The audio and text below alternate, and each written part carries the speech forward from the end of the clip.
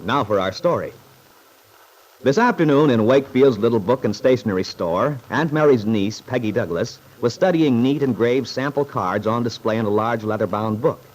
Cards which stated, in various styles of printing, Mr. and Mrs. Blank request the honor of your presence at the wedding of... She was so absorbed that she didn't hear the young man who walked up behind her. Hello, Peggy. Oh, Bill. Why, hello. Gosh, you certainly were miles away, the way you jumped. Did I? Oh, somebody having a birthday at the Lane Farm? No, why? Oh, I thought since you're obviously picking out greeting cards.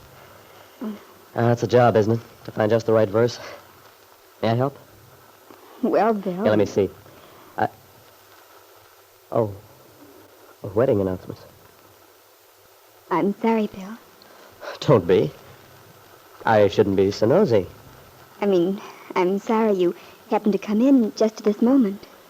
Oh, you mustn't feel that way, Peggy. Besides, I'm not an ostrich, you know. I can't put my head in the sand and pretend nothing's happened. No. But just knowing about something and, well, seeing it happening, it's quite different. That's why I'll be glad when the whole thing's over and we can all take it for granted.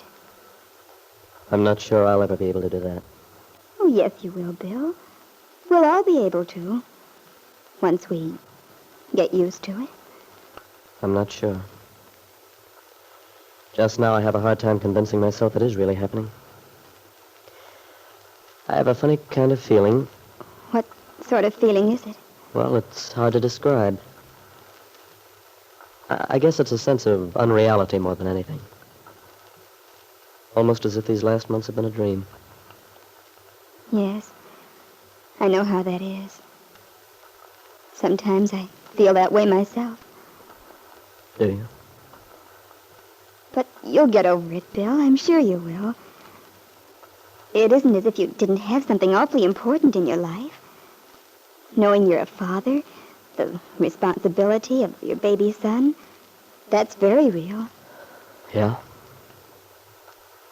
I've told you this before, Bill, but I'd like to say it again.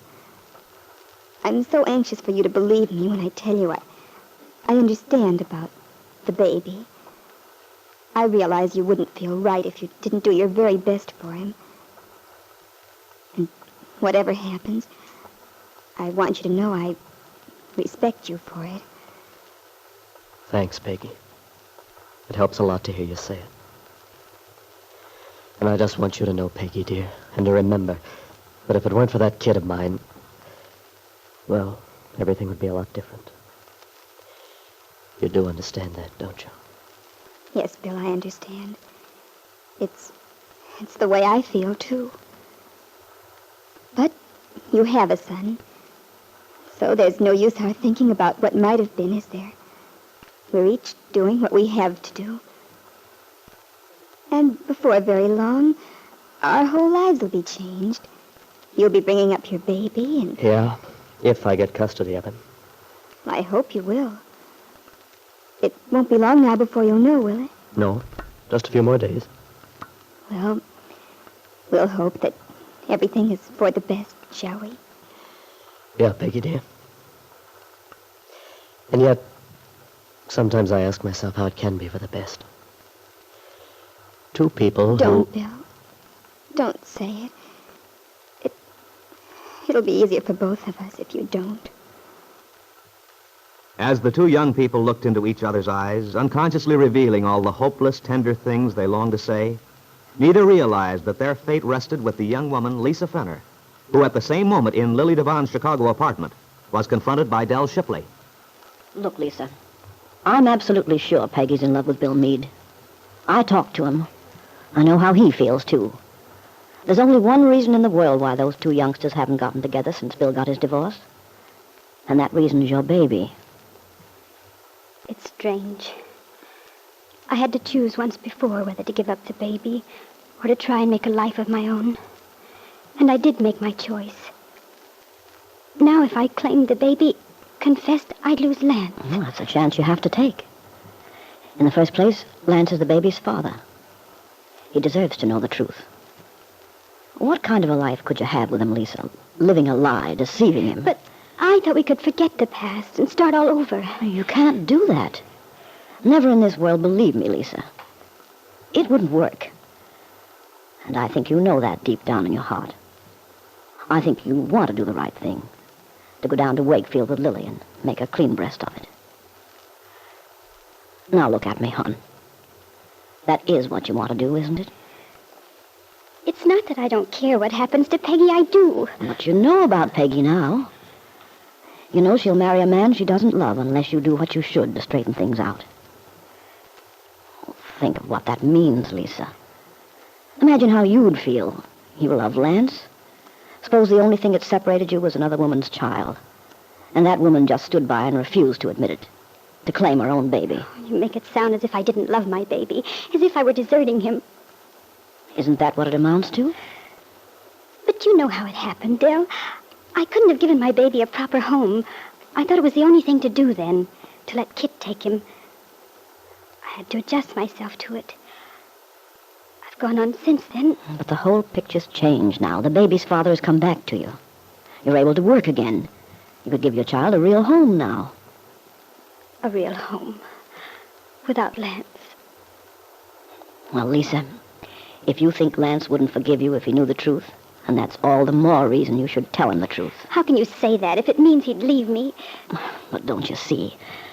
Lance told you he didn't think you could do anything really wrong. That's why he said he'd be willing to forget the past. He trusts you, Lisa. Yes. He trusts me. That's why I can't bear to let him down. To let him know what I've done. I don't know what he'd do. Lisa, you seem to have a blind spot. Can't you understand that you're letting him down even more if you don't tell him the truth? If you go back to him, try to build a life on a lie? Well, think how he'd feel after that, if the truth did come out. As it well might. But if we had other children, I thought perhaps after we'd gotten back to where we were, after we'd built up a new life, But you couldn't build a life on that basis. Lisa, you have a conscience. I know that. Now, how would you feel remembering Aunt Mary's kindness to you? How she took you in when you were ill, did everything she could for you. And then when you realized that if it weren't for you, Peggy could have been happy with the man she loves. The man she should have. I can't talk about it anymore. Please, Dell, you keep pounding at me. Well, Lisa, if you don't do what's right, it won't be me who'll be pounding at you. But I can tell you this. You'll never have any peace of mind. Your own sense of decency and justice will torment you. I don't want to be tough on you, Lisa. But if you don't do what you should, well, I think you'll deserve to suffer for it. Well, Lisa, are you going to get ready? Take that train to Wakefield today? With Lily? Dell, I know what you think of me. You probably hate me. Maybe I deserve your contempt, but I just can't do it. I can't. And so Del Shipley had her answer. The answer to a question which had been burning in her mind ever since she realized that Peggy Douglas planned to marry a man she doesn't love, rather than bring up the child of a woman who had made her so unhappy.